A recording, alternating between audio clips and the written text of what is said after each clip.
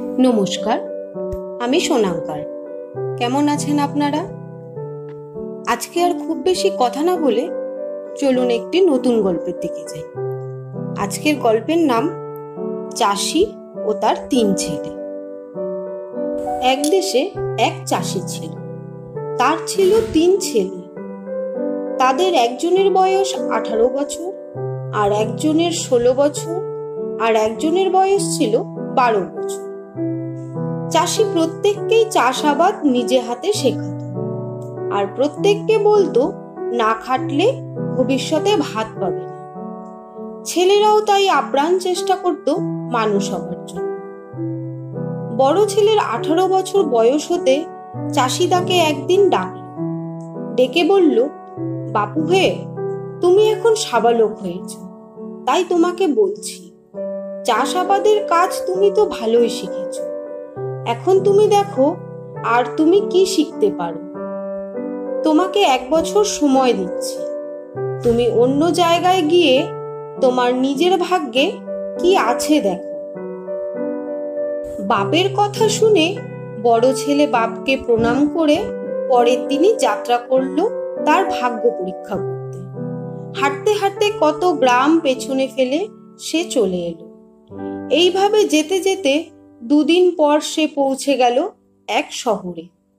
সেখানে পৌঁছে এক ছুতোরকে সে বলল, আপনি আমায় কাজ শেখাবেন? ছুতোর বলে, কি দিতে হবে তোমায়? চাষির ছেলে বলে, আমি কাজ শিখতে এসেছি, তাই কোনো পাওয়ার প্রশ্ন নেই। আমি যদি কাজ শিখতে পারি আর আপনার উপকারে লাগি, তাহলে 1 বছর বাদে আপনি যা ভালো বুঝবেন তাই দেবেন। আমি কথা দিচ্ছি, আপনি যা দেবেন তাই পেয়ে আমি খুশি হয়ে চলে যাব। এই কথা শেষ করে সে সেইখানেই রয়ে গেল। দিন যায়, একে একে মাসও যায়, ক্রমে বছর ঘুরে আসে। এইবার চাষির ছেলের বাড়ি ফেরবার কথা। ছুতোর তাকে যেতে দিতে চায় না, কারণ সে ছুতোরের কাজ শিখেছিল ভালোই। ইদানিং ছুতোরকে আর দোকানে বসতে হতো না।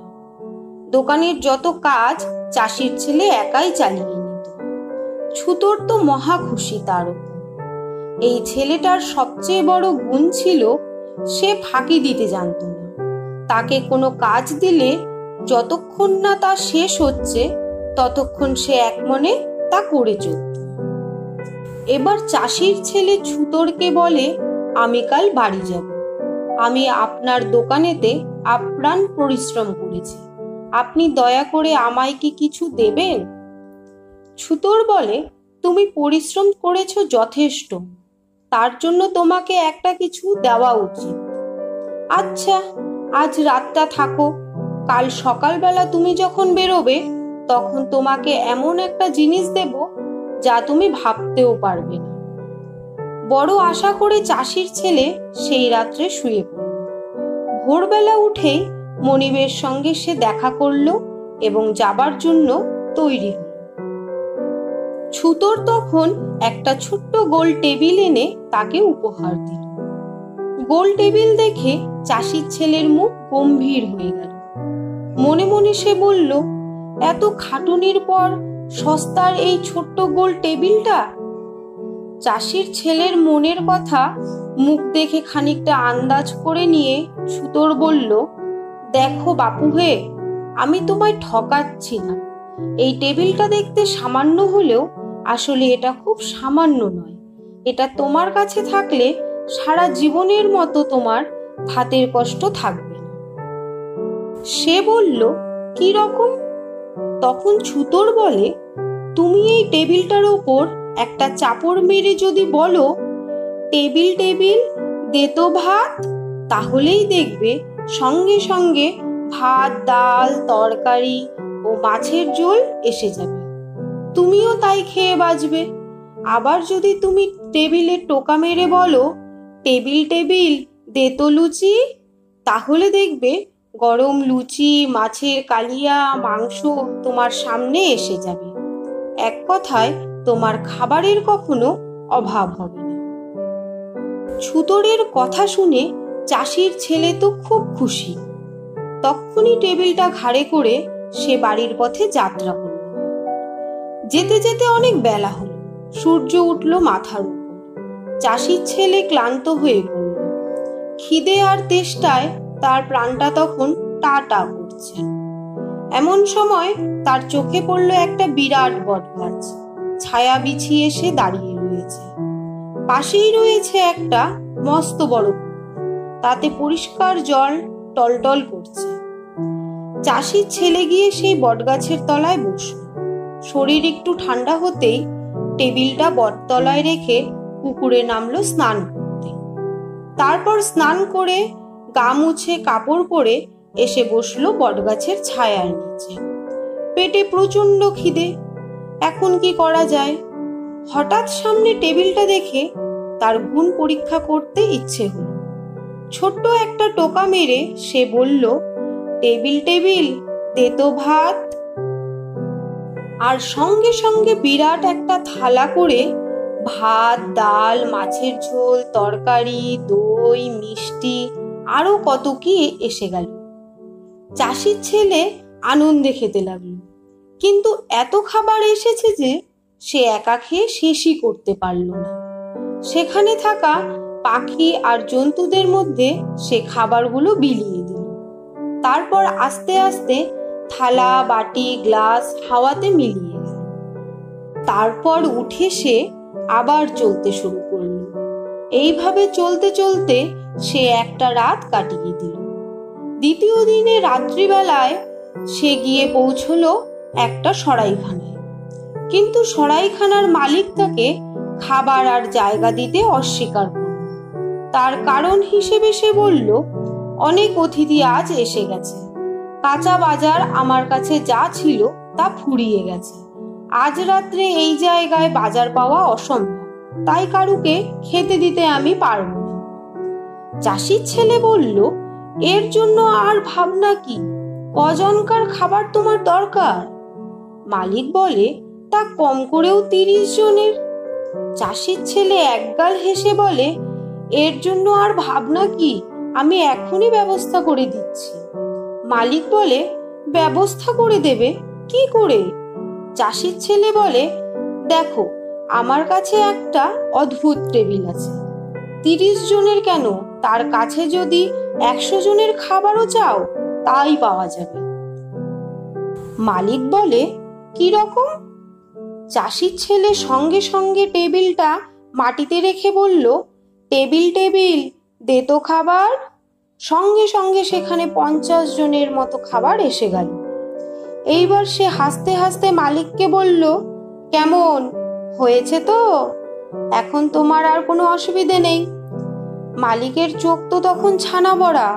সে তখন কেবল ভেবে চলেছে, যদি এই টেবিলটা কোনো রকম ভাবে হাতানো যায় তাহলে আমাকে আর বাজার করতে হয় না, রাতবার জন্য লোকজনও রাখতে হয় না, খাওয়ার খরচাটা পুরোটা আমার লাভ।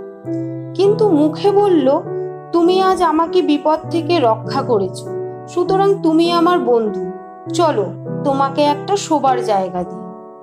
চাষির ছেলেকে সে একটা খালি ঘরই দিয়েছিল। সরাইখানার মালিকের ভালো ব্যবহারে সেও ভুলে গেল। মনের মধ্যে কোনো সন্দেহ না রেখে সে পরমানন্দে বিছানায় শুয়ে পড়ল। ঘুম আসতে দেরি হলো। সরাইখানার মালিক তখন করল কি, ঠিক সেই রকম দেখতে একটা টেবিল রেখে দিয়ে চাষির ছেলের টেবিলটা নিয়ে চলে গেল।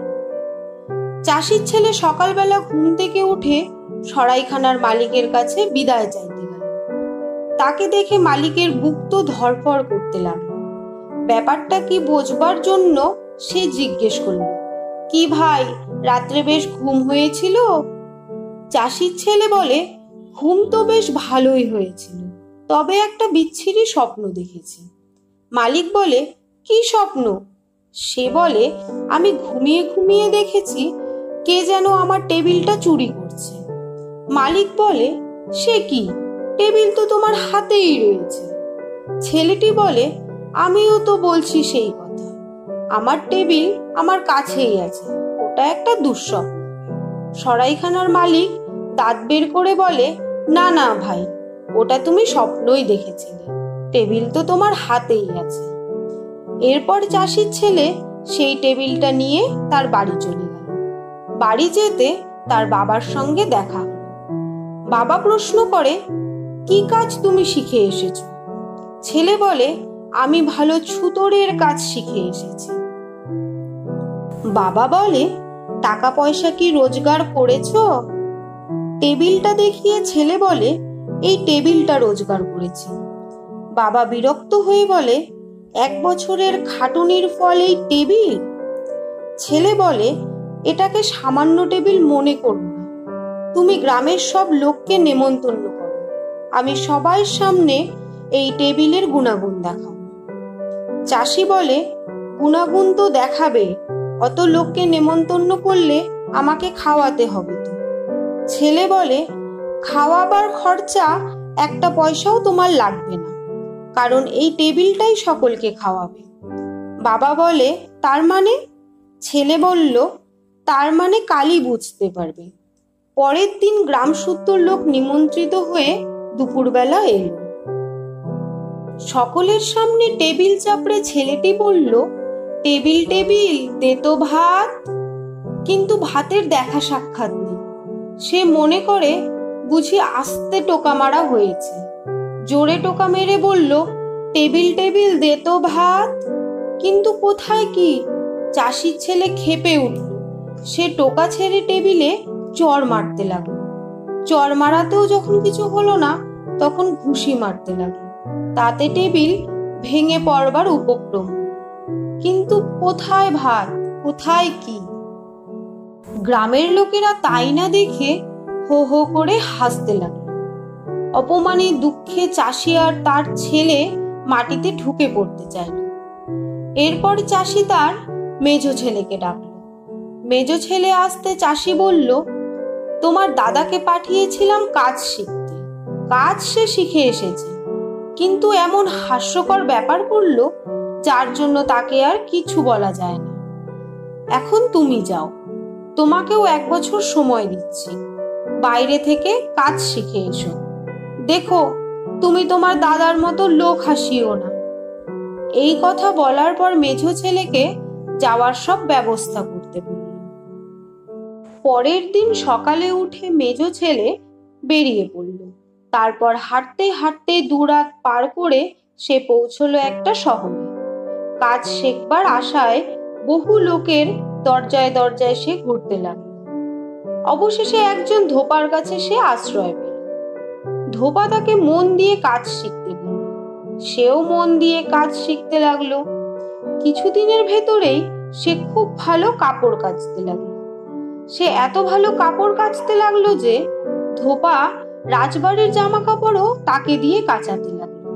তার এই ধরনের কাচা দেখে ধোপা খুশি, আর রাজা তো বলেই দিলেন, একে ছাড়া আর কারুকে দিয়েই আমি কাপড় কাচাবো। ধোপার কাপড় কাচার দাম বাড়িয়ে দিলেন রাজা। আর তাইতে খুশি হয়ে ধোপা ও চাষির ছেলে মন দিয়ে কাজ করতে লাগলো। দেখতে দেখতে বছর কেটে গেল। এইবার চাষির ছেলের ফেরবার সময় হলো। সে একদিন ধোপাকে বলল, আমি 1 বছর ধরে আপনার কাছে কাজ করলাম। ধোপা বলে, হ্যাঁ, তুমি কাজ ভালোই শিখেছ। এমনকি তোমার কাঁচা কাপড় দেখে রাজামশাই পর্যন্ত খুশি। তিনি তো আর অন্য লোককে কাজ দিতেই চান না। এখন কি বলো? চাষির ছেলে বলে, আমার কাজ শেখা হয়ে গেছে, এখন বাড়ি যাব। 1 বছর আপনার কাছে কাজ করেছি, আমার তো কিছু প্রাপ্য হয়েছে। আমি কি আপনার কাছে কিছু পেতে পারি? ধোপা বলে, নিশ্চয়ই তোমার কিছু পাওনা হয়েছে। কাল তুমি যখন বাড়ি যাবে তখন তোমার প্রাপ্য আমি কড়ায় গন্ডায় বুঝিয়ে দেব। রাত্রিটা তুমি বিশ্রাম করো। সে বিশ্রাম করতে গেল। সকালবেলা সে তৈরি হয়ে ধোপার সঙ্গে দেখা করল। ধোপা তৈরিই ছিল। একটা গাধাকে এগিয়ে দিয়ে বলল, তোমার 1 বছরের খাটুনির দাম। চাষির ছেলে চোখ বড় বড় করে বলে, 1 বছরের খাটুনির দাম একটা গাধা? ধোপা হেসে বলে, এ যে সে গাধা নয়, এর মুখের কাছে গিয়ে তুমি যদি একবার বলো গাধা থু থু থু, সঙ্গে সঙ্গে ওর মুখ থেকে বেরিয়ে আসবে 5টা সোনার মোহর। এইভাবে তুমি যতবার ওর মুখের সামনে থু থু থু বলবে ততবার তুমি 5টা করে সোনার মোহর পাবে। এই কথা শুনে চাষির ছেলে তো আনন্দে দিশেহারা। গাধাটাকে টানতে টানতে সে চলল বাড়ির দিকে। এক রাত কাটানোর পর পরের দিন রাত্রিবেলায় সে এসে পৌঁছলো সেই সরাইখানায়। এসে বলল, আমাকে একটা পুরো ঘর দিতে হবে। সরাইখানার মালিক বলে, একটা ঘর কি হবে, তুমি তো একা। সে বলে, না, আমার একটা ঘর চাই, কারণ এই গাধাটা আমার সঙ্গেই থাকবে। মালিকের মনে সন্দেহ হলো। সে বলল, তার জন্য বেশি ভাড়া লাগবে। চাষির ছেলে বলে, ঠিক আছে, যা চাইবে তাই দেব। মালিক বলে, আমি যদি 2 মোহর চাই? সে বলে, তাই দেব। তখন মালিক তাকে নিয়ে গিয়ে একটা ঘরের মধ্যে ঢুকল। ঘরের দরজা বন্ধ করে সে গাধার কাছে গিয়ে বলল, গাধা থু থু থু। অমনি তার মুখ থেকে বেরিয়ে এলো 5টা মোহর। সেই মোহর দরজা খুলে সে বাইরে নিয়ে এলো। মালিক এতক্ষণ দরজায় চোখ লাগিয়ে বসেছিল, ভেতরে কি হয় তা দেখবার জন্য। ভেতরের ব্যাপার দেখে তার চোখ তো একেবারে স্থির। মনে মনে সে প্যাচ কষতে লাগলো কি করে ওই গাধাটাকে হাতানো যায়। চাষির ছেলে এসে মালিককে 2টো মোহর দিল আর 3টে পকেটে রাখল। তারপর খাওয়া দাওয়া সেরে সে শুয়ে পড়ল, আর শুতেই গভীর ঘুমে আচ্ছন্ন হয়ে গেল। এদিকে মালিকের মন ছটফট করতে লাগলো, কি করে গাধাটাকে পাওয়া যায়। ঠিক সেই রকম দেখতে একটা গাধা সে জোগাড় করল। তারপর রাতের অন্ধকারে সে গাধাটাকে বদলে নিল। চাষির ছেলে জানতেও পারল না তার কি সর্বনাশ হয়ে গেল। সকালবেলা ঘুম থেকে উঠে চাষির ছেলে মালিকের কাছে বিদায় নিতে গেল। মালিক বলল, কাল রাত্রে ভালো ঘুম হয়েছিল? সে বলল, ঘুম ভালো হয়েছিল, তবে একটা খারাপ স্বপ্ন দেখেছি। কি স্বপ্ন দেখেছো? আমার গাধাটাকে কে যেন বদলে নিচ্ছে। মালিকের মুখটা শুকিয়ে গেল। বলল, তোমার গাধা ঠিক আছে তো? ছেলেটি বলে, এই তো আমার গাধা। তারপর হাসতে হাসতে বিদায় নিয়ে সে চলল গ্রামের দিকে। নিজের গ্রামে এসে পৌঁছল। তারপর তার বাবাকে বলল, বাবা, আমি ফিরে এসেছি। বাবা বলে, তুমি কি কাজ শিখেছ? সে বলে, আমি ভালো ধোপার কাজ শিখেছি। বাবা বলে, ভালো, কি রোজগার করে এনেছো? ছেলে বলে, এই গাধাটাকে এনেছি। বাবা বলে, 1 বছরের খাটুনির দাম একটা গাধা? ছেলে বলে, এ যে সে গাধা নয় বাবা, একবার যদি ওকে আমি বলি গাধা থু থু থু, তাহলে ওর মুখ থেকে 5টা সোনার মোহর বেরিয়ে আসবে, দেখবে। সে গাধার কাছে গিয়ে বলল, গাধা থু থু থু। মোহর বেরোনো দূরে থাক, গাধাটা কেমন হা করে চেয়ে রইল। চাষির ছেলে আশ্চর্য হয়ে তার কানের কাছে গিয়ে আবার বলল, থু থু থু। এবারেও সে কিছু না বলে চুপ করে চেয়ে রইল। এইবার প্রচন্ড রেগে গিয়ে গাধার কান ধরে সে বলল, গাধা থু থু থু। আচমকা কানমলা খেয়ে গাধাও গেল ভরকে। তার হেরে গলায় সে বিরাট একটা ডাক ছাড়ল।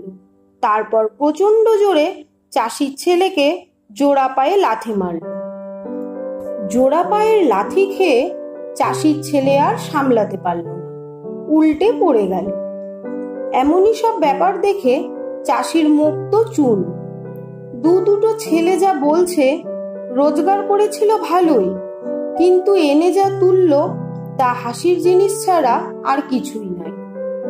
মেজ ছেলে ততক্ষণে উঠে দাঁড়িয়েছে। গায়ের ধুলো ঝাড়তে ঝাড়তে সে গাধার দিকে আবার এগিয়ে যাচ্ছিল। তার বাবা বলল, দাঁড়াও, আর তোমাকে এগোতে হবে না, এ গাধা আর মোহর দেবে না। চাষি রাগ করে সেখান থেকে চলে গেল। তার অন্য দুই ছেলে ভাই কি এনেছে দেখবার জন্য সেখানে এসে দাঁড়িয়েছে, কিন্তু ভাইয়ের দুর্দশা দেখে তাদেরও মুখে কথা নেই। কাল রাত্রিবেলায় অমুক গ্রামের সরাইখানাতে তুই কি রাত কাটিয়েছিলি? মেজো ভাই বলে, হ্যাঁ। বড় ভাই গম্ভীর হয়ে বলে, তাহলেই হয়েছে। ওই সরাইখানার মালিক আমাদের ঘুমন্ত পেয়ে আমার টেবিল আর তোর গাধা বদলে নিয়েছে। আমরা বেরোবার সময় বদল করা টেবিল আর গাধা নিয়ে চলে এসেছিলাম, কেউ পরীক্ষা করে দেখিনি। এখন যদি আমরা কিছু বলতে যাই তাহলে বেটা জোর করে পুলিশে ধরিয়ে দেবে, কারণ গায়ের লোক দেখেছে আমরা আমাদের জিনিস নিয়ে বেরিয়ে এসেছি। এই বলে দুই ভাই নিজেদের কপাল চাপড়াতে লাগলো। ছোট ভাই এতক্ষণ সব দেখল, দেখে নিজের মনেই ভাবতে লাগলো দাদাদের জিনিসগুলো কিভাবে উদ্ধার করা যায়, কিন্তু ভেবে কিছুই ঠিক করতে পারল না। দু একদিন বাদে চাষি তার ছোট ছেলেকে ডাকল। তাকে ডেকে সে বলল, তোমার দুই দাদাকে আমি কাজ শিখতে বাইরে পাঠিয়েছিলাম। তারা কাজ শিখেছিল ভালোই, কিন্তু রোজগার করে কিছু বাড়িতে আনতে পারেনি। তারা মুখে বলছে অদ্ভুত জিনিস তারা পেয়েছিল, কিন্তু আসবার পথে নিশ্চয়ই কোথাও খুইয়ে এসেছে। তোমার বয়স ভালোই হয়েছে, তুমি আর ছেলে মানুষ নও। তোমাকে এখন বলছি, তুমি 1 বছরের জন্য কোথাও গিয়ে থেকে কাজ শিখে এসো। তবে দেখো, ফিরে এসে তোমার দাদাদের মতো লোক হাসিও না। তোমাকে কিছু আর আশ্চর্য জিনিস আনতে হবে না, 1 বছরের মাইনে আনলেই চলবে। ছোট ছেলে আচ্ছা বলে বাড়ি থেকে বেরিয়ে পড়ল। যেতে যেতে সে 2 দিন বাদে এক শহরে পৌঁছল। সেখানে এক কামারের কাছে সে কাজ শিখতে লাগলো। কামারের কাছে কাজ শেখার সময় সে লোহা দিয়ে খুব ভালো ভালো জিনিস তৈরি করতে শিখল।